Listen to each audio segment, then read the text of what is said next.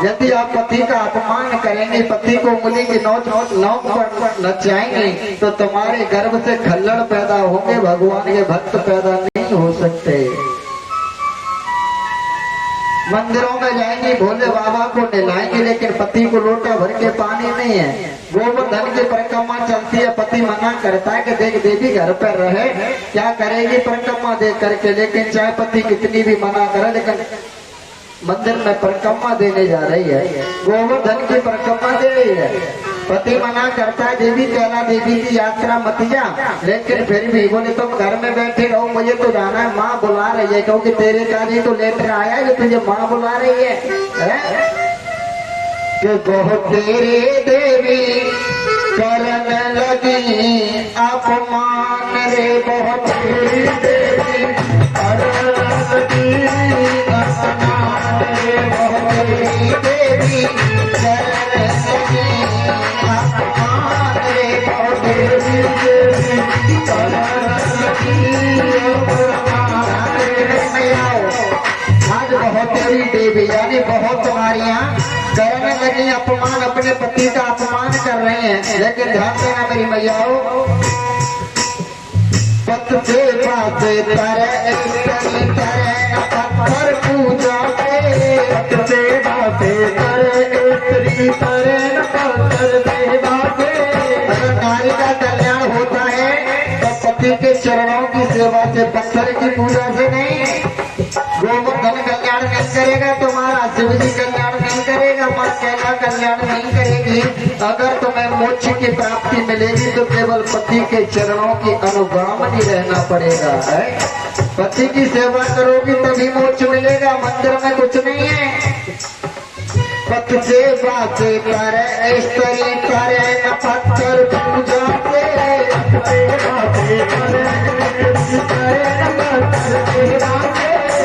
से अधिक देव नहीं जग में प्रीत करे नहीं पूजा से, से अधिक जगत नहीं पूजा करे जगत नहीं देवा से। पत से अधिक देव नहीं जग में प्रीत करे नहीं दूजा से, पति से बड़ा कोई देव नहीं है।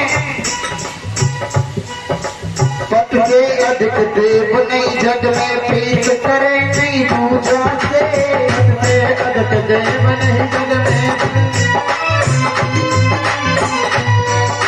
धर्मशील भक्त धारण करके, धर्म और शीलता को धारण करके, यह नहीं है कि क्रोध में आग बबूला पत्नी है, तनी तनी रहे उसके ऊपर, ऐसा नहीं। शीलता होनी चाहिए, शीलता में पति का आदर करें, शील स्वभाव रखें।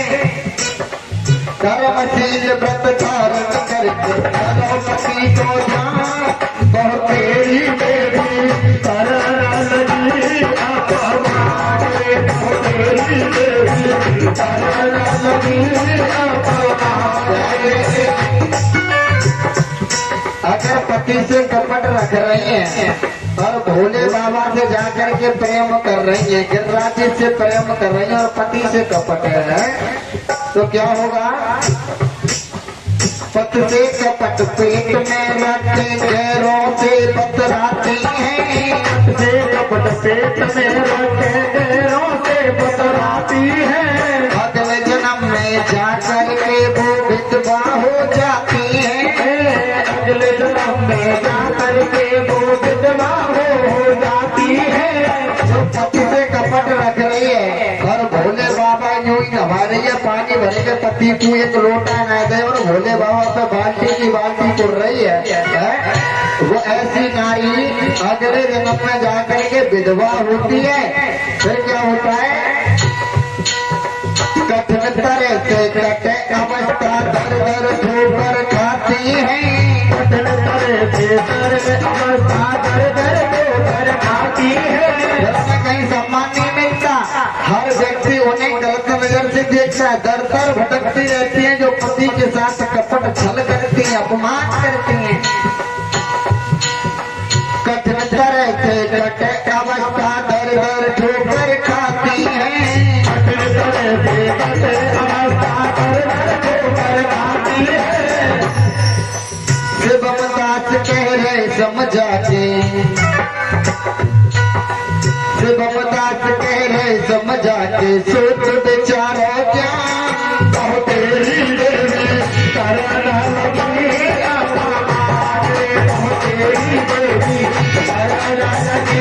अपमान तेरी देवी चरण करिए अपमान तेरी देवी चरण करिए अपमान तेरी देवी चरण करिए अपमान।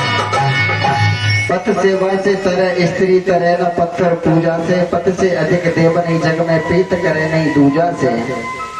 तो धर्मशील व्रत धारण करके और धरो पति को ध्यान और बहुतेरी देवी करन लगी अपमान। पत से कपट पेट में रखे गिरिराज जी को जाती हैं, पत से कपट पेट में रखे गिरिराज जी को जाती हैं, अगले जन्म में जाकर के फिर वो विधवा हो जाती हैं।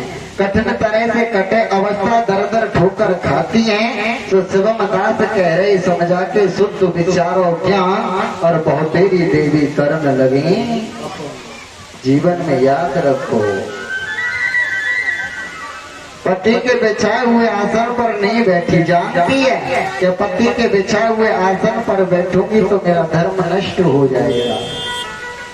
मैं आओ एक निवेदन करूं, अगर नारी के ऊपर बात चल गई है तो आप लोगों की आज्ञा हो तो थोड़ा सा बोल लूं मैं माताओं के लिए कुछ। वैसे तो कड़वी लग रही है, सबको बुरी लग रही है, लेकिन बोल लेता हूँ थोड़ी देर के लिए। मैं आओ, जो नारी ये समझती है कि मैंने केवल पति का संग किया है और मैं पतिव्रता नारी हूं, तो वो कभी हो नहीं सकती। पतिव्रता नारी उसे कहते हैं उत्तम के असरस मन माही और सपने उकान पुरुष जग नाई। जो नारी स्वप्न में भी पराये पुरुष का चिंतन ना करे उस नारी को कहते हैं पतिव्रता नारी। और पतिव्रता नारी का धर्म कहाँ कहाँ नष्ट होता है वो भी सुन लो। कैसे नष्ट होता है पतिव्रता नारी का धर्म और क्या क्या धर्म है नारी का। बात चल गई तो थोड़ा छेड़ लेता हूँ नारियों के लिए। श्री हरि। माताओं का धर्म है कि पति की सेवा करे, सास ससुर की सेवा करे, मंदिर में जाए या ना जाए, कथा सुनने जाए या ना जाए, कोई जरूरत नहीं है, लेकिन पति की आज्ञा की अनुगामी रहे, उसकी सेवा करे। और भैया दूसरी बात, जब तक पति पास में है, जब तक पति पास में है, घर पे है, तो नारी को सोने श्रृंगार करने चाहिए। यदि पति परदेश में नौकरी करने के लिए गया है तो नारी को सोने श्रृंगार नहीं करने चाहिए। यदि पति घर पर नहीं है और नारी श्रृंगार करती है तो उसका पतिव्रत धर्म नष्ट हो जाता है।